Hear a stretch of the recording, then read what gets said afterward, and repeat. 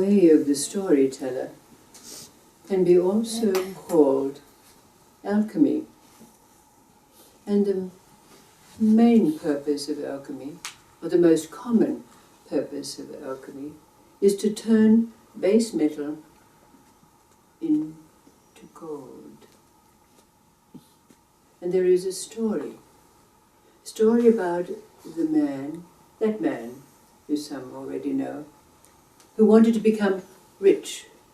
So he decided to become an alchemist. He went out and he bought all the books on alchemy that he could find.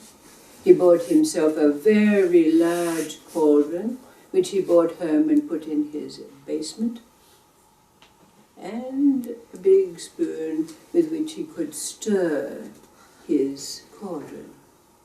And he studied the way of alchemy and bought all the essences that he could add to his pot. And every opportunity he had, he went down into his basement and added his essences according to the books and stirred his cauldron. But then one day his wife came to the top of the basement stairs, and she was a very angry woman. You could even call her a shrew. She called out to her husband, "Husband, I have to go to the market. You come here and take care of the baby." So the man dutifully went up the stairs and put the baby on his hip and went down to his stirring. But as he saw a bubble on the other side of the cauldron, he leant over just at the moment when the baby wiggled. Plop. In the baby went. He fished it out. Pure gold. He was overjoyed. He danced. "I'm rich! I'm rich!" Oh my God, what will my wife say? But just then, the next door cat that was being chased by a dog came flying in the basement window straight into the cauldron, followed by the dog. Fished out pure gold. "I'm rich, I'm rich, I'm rich." And just then his wife came, stood on the top of the stairs, said, "I'm home, bring the baby here, it's time for his feed." Husband said, "Darling, would you mind coming down? I have something to tell you." The wife was so angry. She stamped her feet and slipped on the top step, went flying down the stairs into the cauldron. Pure gold, but boy was she heavy.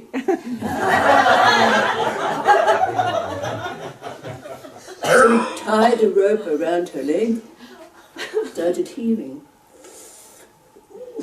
and slipped himself right in there. The neighbours noticed that there was no activity in the house, so they went over to investigate. And of course, they could do nothing, but they sent a messenger to the king. The king sent his soldiers, and all the statues were hauled away. But the king's coffers were already full of gold, which he didn't need, so he had all the statues melted down, made into coins, and distributed to the people of the town. The way of the storyteller. Alchemy.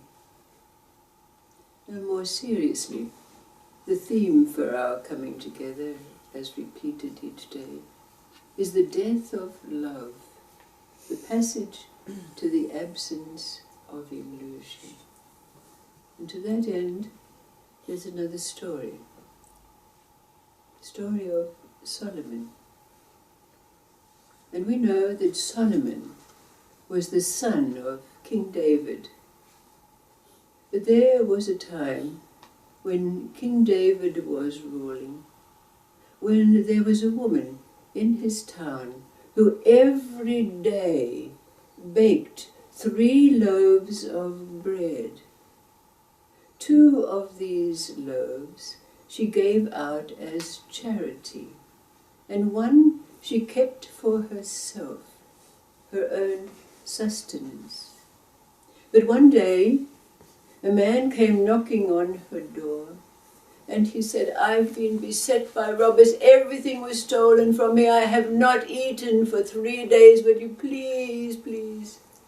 So the old woman gave him a loaf of bread. Not long after, there was another knock on the door. Another man who said, "My ship foundered at sea and I've just made my way. I have nothing. Everything was taken away when my ship sank." So the old woman gave him a second loaf of bread. But then, not long after, a third man came with another story. "I've become a beggar. All was stolen from me. I was beset by robbers." So she gave him her third loaf of bread. Not having any sustenance for herself, she went to King David to ask for more flour. But as she was carrying the bag of flour on her head home, a wind came blowing and blew the sack of flour right off her head. She went back to King David and she cried to him, "I'm a good woman. I have given with love to everyone who comes and seeks it from me. Why is it that this has happened to me?" And King David was about to give her another sack of flour when his son, still a young boy, said to him, "Father, why are you letting the wind get away with this?" King David said, "Who do you think I am? Do you think I am God, that I can command the wind?" Solomon said to his father, "Father, let me sit on your throne. Let me wear your crown. I will call the wind." King David stepped down from his throne, allowed his son to take his place, placing his crown on the boy's head. And Solomon called down the winds. He turned first to the east wind and demanded. The east wind said, "It was not I. I did not come out of my birth this day." The same answer was given by the south wind and the north wind. But then the west wind said, "It was I, and the reason I did so was that there was a ship floundering in the ocean and would have descended under its depths if I had not taken the bag of flour and set it in the hole that had opened in the ship's hull." King David was amazed by this. But just at that time, 3 merchants came into the presence of King David, carrying sacks of gold. "We bring this gold to disperse to all the people, for we are so grateful. Our ship was foundering when we were saved. This is to dispense to all in our gratefulness. King David said, "Let us go and inspect this miracle." So they went down to where the ship had been. And sure enough, there was the sack of flour that had filled the hole that had opened and would have allowed that ship to sink. This is the story of Solomon, who became the great King Solomon. His father, King David, recognized that his son would become a greater king than he.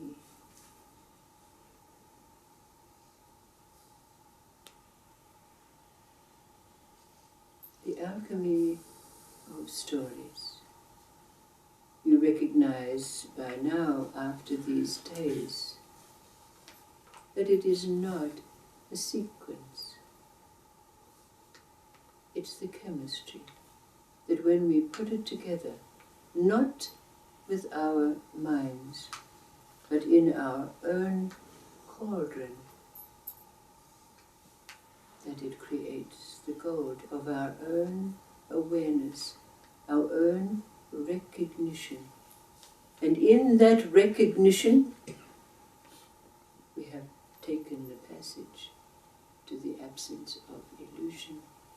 Because in the process, we've dropped away without ease,